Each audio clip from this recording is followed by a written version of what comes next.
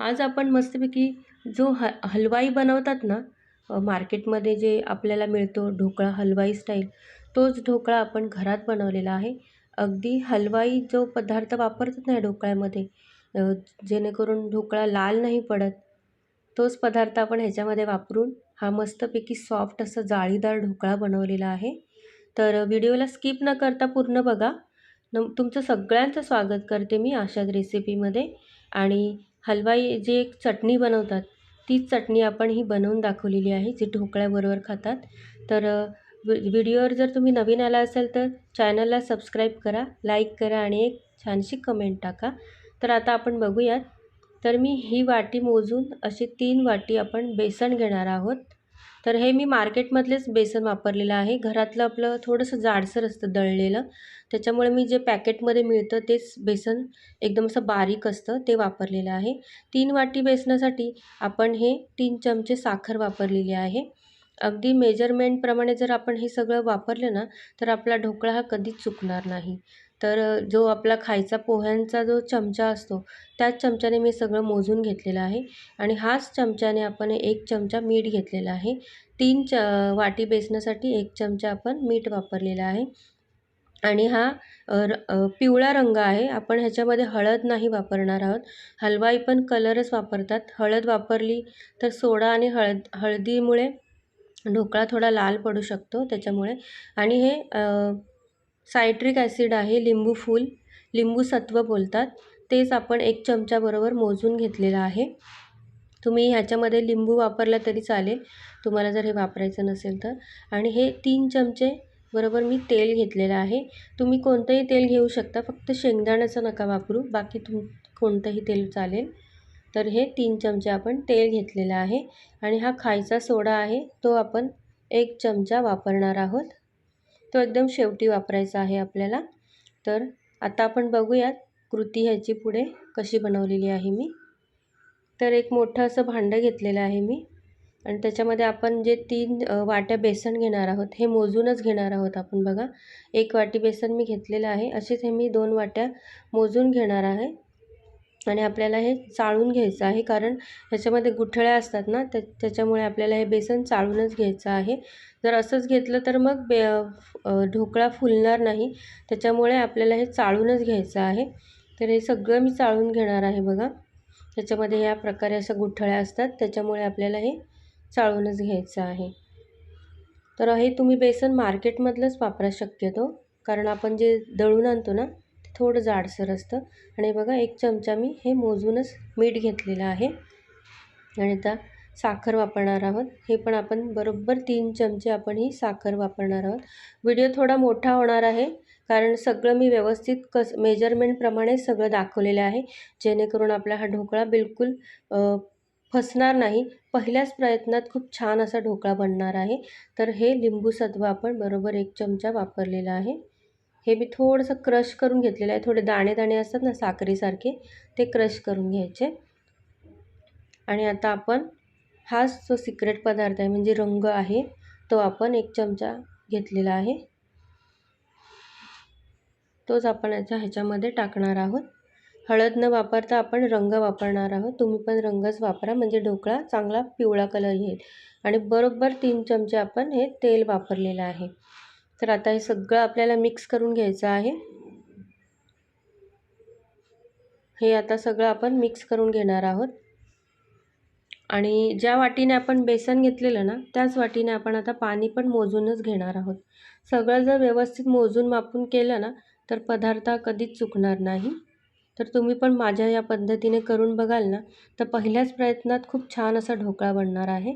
आणि हे मी दाखवते आहे की आपल्याला एकाच डायरेक्शनमध्ये हे फिरवायचं आहे. असं वेगळं वेगळं असं फिरवायचं नाही आहे वाकडं तिकडं, कारण असं गोल गोल एकाच डायरेक्शनमध्ये जर फिरवलं आपण, तर ढोकळ्यामध्ये आपण 1 वाटी पाणी वापरलेलं. आता ही दुसरी वाटी आपण पाणी घेणार आहोत. तर ह्याला मी पूर्ण 2 वाट्या लागल्या. 3 वाटी बेसन घेतलेलं मी, तर मला हे 2 वाटी पाणी लागलं आहे. तर हे बघा, याप्रमाणे आपण हे सगळं मिक्स करून घेऊया. एका डायरेक्शनमध्येच आपल्याला असं गोल गोल फिरवायचं आहे. म्हणजे जेणेकरून आपले जे आपण ह्याच्यामध्ये जे पदार्थ वापरलेले आहेत ते सगळे ह्याच्यामध्ये विरघळून जाणार आणि बेसनामध्ये छान असे मिक्स होणार आणि ढोकळा खायला पण सॉफ्ट लागणार. त्याच्यासाठीच आपल्याला हे एक डायरेक्शनमध्ये असं फिरवायचं आहे. तर हे बघा असंच फिरवत सगळं मिक्स करून घ्यायचं आहे आपल्याला. आता ह्याच्यापुढे आपण हे मिक्स झाल्यानंतर आपल्याला ना हे झाकून ठेवायचं आहे. तुमच्याकडे जर जास्त वेळ असेल तर तुम्ही अर्धा 1 तास हे झाकून ठेवलं ना तर अजून चांगला होईल. तर आता आपलं हे झालेलं आहे भिजवून. तर एका डिशमध्ये आपल्याला वाफवून घ्यायचं आहे ना, त्या डिशला आपल्याला तेल लावून घ्यायचं आहे आणि ढोकळा बनवायच्या आधीच आपल्याला एका भांड्यामध्ये पाणी उकळायला ठेवायचं आहे. तुम्हाला कोणत्या कढईत किंवा टोपात करायचं आहे तर आधीच पाणी उकळायला ठेवायचं आहे आणि सगळी तयारी झाल्यानंतर आपल्याला सोडा टाकायचा आहे. तर सोडा डायरेक्ट चमच्याने न टाकता ह्या पद्धतीने माझ्या ह्या पद्धतीने जर तुम्ही सोडा टाकला तर तुमचा ढोकळा कधीच फसणार नाही. हे बघा डायरेक्ट हात असा हे बेसनात बुडवायचा, वरती परत काढायचं नाही जोपर्यंत हे सगळं मिक्स होत नाही. बेसन छान फुलून येतं, सगळा सोडा आपल्या बेसनामध्ये मिक्स होतो. कोण कोण काय करतं, सोडा टाकतं आणि मग पाणी टाकतं. तसं न करता तुम्ही जर ह्या पद्धतीने करू ना तर ढोकळा कधीच फसणार नाही. मस्त असा जाळीदार फुललेला ढोकळा बनेल. तर याप्रमाणेच असं सगळं आपण सगळा सोडा ह्याच्यामध्ये मिक्स करून घेणार आहोत. आता जे आपण कढई गरम करायला ठेवलेली, त्याच्यात ती तेल लावलेली ताटली ठेवलेली, त्याच्यामध्ये हे सगळं आपल्याला बॅटर ओतून घ्यायचं आहे आणि 15 ते 20 मिनिटासाठी चांगलं आपल्याला वाफवून घ्यायचं आहे. हे सारखं सारखं उघडायचं नाही आहे, उघडून बघायचं नाही, नाहीतर मग ह्याची वाफ जर गेली तर ढोकळा फुलणार नाही, फसून जाईल. त्याच्यामुळे हे एकदा झाकण ठेवलं की हे 15 ते 20 मिनटं आपल्याला हे वाफवून घ्यायचं आहे आणि त्याच्यानंतर ह्याच्यावर असं एक मोठं झाकण ठेवायचं आणि जड काहीतरी वस्तू ठेवायची, म्हणजे वाफ बाहेर नाही येणार. तर आता आपला ढोकळा बघा मस्त वाफवून झालेला आहे. आता हा आपण थंड करायला ठेवणार आहोत. थंड झाल्यानंतरच कापायचा आहे, गरम गरम वाफायचा नाही आहे. तर हे बघा सुरीलाही लागलं नाही आहे, चांगला आपला आतून हा ढोकळा छान असा झालेला आहे. तर हे बघा थंड झालेला आहे आणि आता आपण हा कापून घेणार आहोत सुरीच्या साहाय्याने. तर हे बघा एकदम छान असा सॉफ्ट आपला ढोकळा तयार झालेला आहे. व्हिडिओ थोडा मोठा झालेला आहे पण तुम्ही पूर्ण बघा, अजिबात स्किप नका करू. खूप महत्त्वाच्या टिप्स मी या ढोकळ्यासाठी सांगितलेल्या आहेत. तर हे बघा याप्रमाणे आपण हा ढोकळा असा कापून घेऊया आणि आपल्याला आता एक फोडणी तयार करून घ्यायची आहे. तर आता आपल्याला ना एक फोडणी तयार करायची आहे, जी ढोकळ्यावर आपण टाकणार आहोत. त्याच्यासाठी तेल गरम करून घेतलेलं आहे आणि 2 चमचे आपल्याला राई टाकायची आहे फोडणीला.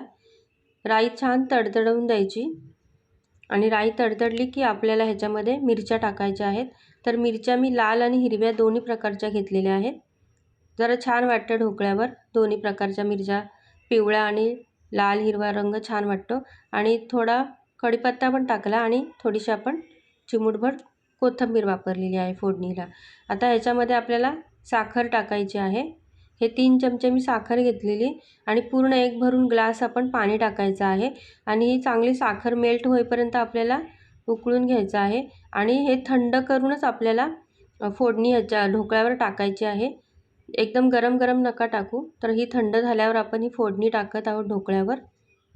ही छान अशी टाकून घेऊया आणि आता आपल्याला ढोकळा खाण्यासाठी एक आपण चटणी बनवणार आहोत, जी हलवाई बनवतात ती चटणी आपण बनवणार आहोत.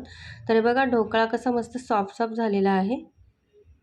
हे बघा असा जाळी पण त्याला किती छान पडलेली आहे. ह्या प्रकारे आपला जो ढोकळा आहे तो तयार झालेला आहे. जर तुम्ही ह्याच पद्धतीने जर करून बघितला ना तर पहिल्याच प्रयत्नात तुमचा ढोकळा खूप छान बनेल, एकदम हलवाई स्टाईल बाहेर मार्केटमध्ये मिळतो तसाच. हे बघा असे पदर पण त्याला छान सुटलेले आहेत बघा, आतूनही चांगला जाळीदार झालेला आहे हा ढोकळा. तर आता हा ढोकळा खाण्यासाठी आपल्याला एक चटणी बनवायची आहे. तर बघा मी दाखवते आहे ढोकळा कसा झालेला आहे मस्तपैकी. चटणी बनवून घेणार आहोत. तर मी थोडीशी कोथिंबीर, थोडा पुदिना आणि 1 मिरची आणि 2 लसणाच्या पाकळ्या वापरलेल्या आहेत. हे बघा आणि जो आपण ढोकळा बनवलेला आहे ना त्याचे 2 तुकडे आपण ह्याच्यामध्ये टाकणार आहोत. हलवाई पण ह्याचप्रमाणे चटणी बनवतात म्हणून ही खूप छान लागते. तर ही चटणी बघा आपली मस्तपैकी वाटून झालेली आहे. तर आता ढोकळ्याबरोबर आपण ती चटणी सर्व करणार आहोत. ढोकळ्याबरोबर खाऊन बघा ही चटणी आणि तुम्हीही बनवून बघा. तर बघा याप्रमाणे जर तुम्ही अशी चटणी बनवली ना, तर आपण घरच्या घरी खूप छान असा ढोकळा आणि चटणी पोट भरून खाऊ शकतो. तर तुम्हालाही माझी रेसिपी कशी वाटली नक्की सांगा. व्हिडिओला लाईक करा. चॅनलवर जर तुम्ही नवीन आला असाल तर सबस्क्राईब करा. तुम्हाला व्हिडिओ कसा वाटला नक्की सांगा आणि एक छानशी कमेंट पण टाका आणि लाईकही करा. तर तुम्हाला सगळ्यांना खूप खूप धन्यवाद.